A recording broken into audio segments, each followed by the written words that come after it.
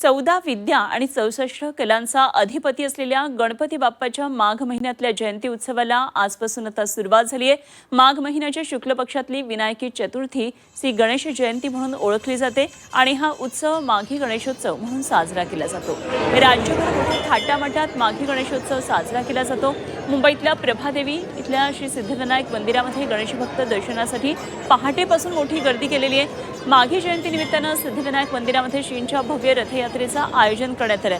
तर तिकडे पुण्यामध्ये श्रीमंत दगडूशेठ हलवाई गणपती मंदिरामध्ये मोठ्या प्रमाणामध्ये गणेश जयंती साजरी केली जाते आणि या निमित्तानं विविध धार्मिक कार्यक्रमांचं सुद्धा आयोजन केलेलं आहे।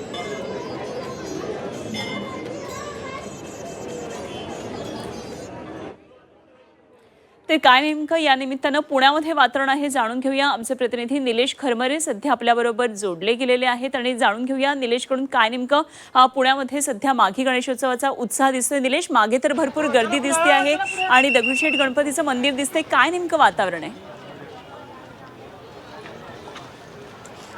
अनुपमा, खरं तर आज गणेश जन्मजयंती आहे आणि या ठिकाणी जर बघितलं तर पुण्याचं आराध्य दैवत असलेल्या आणि प्रसिद्ध असलेल्या दगडूशेठ गणपतीच्या मंदिराबाहेर मी आहे आणि या ठिकाणी अशी प्रचंड गर्दी आहे ते आपल्याला पाहायला मिळतात। महत्त्वाचं म्हणजे आज मंदिराचा कळस आहे तो आकर्षित असा फुलांनी या ठिकाणी सजवण्यात आलेला आहे आणि जर बाप्पाची मूर्ती जर बघितली तर बाप्पाच्या मूर्तीला आज संपूर्ण दागिने जे आहेत ते या ठिकाणी घालण्यात आलेले आहेत। या ठिकाणी आपण बघतोय की बाप्पाची मूर्ती जी आहे ते आपण पूर्णपणे जे त्याचे कान असतील किंवा सोंड असतील हे सुवर्ण दागिन्यांनी मढवलेले आपल्याला पाहायला मिळतात आणि महत्त्वाचं म्हणजे हा जो शिवाजी जो रस्ता आहे म्हणजे शनिवारवाडा ते स्वारगेटला जाणारा हा रस्ता पण आहे तो पूर्णपणे आज बंद ठेवण्यात आलेला आहे। आज दुपारी 12च्या सुमारास या ठिकाणी सुवर्ण पाळण्यामध्ये बाप्पाचा जन्म जो आहे तो जन्मसोहळा या ठिकाणी पार पडतो आणि महत्त्वाचं म्हणजे आज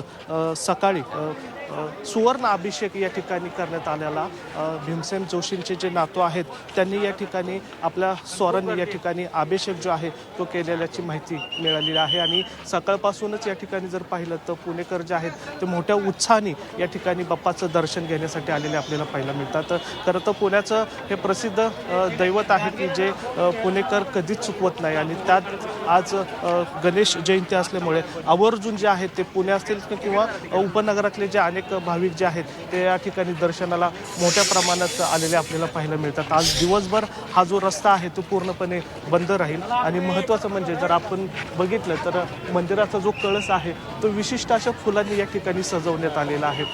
काल 2 दिवस झाले या जो सजावट आहे ते सजावटीचं काम जे आहे ते सुरू होतं आणि आपण या ठिकाणी थेट पाहतोय की आता सकाळपासून या ठिकाणी ढग होते पण मात्र आता दर्शनाच्याच वेळी नेमकं ऊन पडलेलं आहे आणि त्यामुळं हा जो कळस आहे तो अधिक उठून दिसताना आपल्याला पाहायला मिळतो। अर्थात निसर्गसुद्धा या गणपतीचं दर्शन घेण्यासाठी उत्सुक असल्याचं या ठिकाणी आपल्याला पाहायला मिळतोय।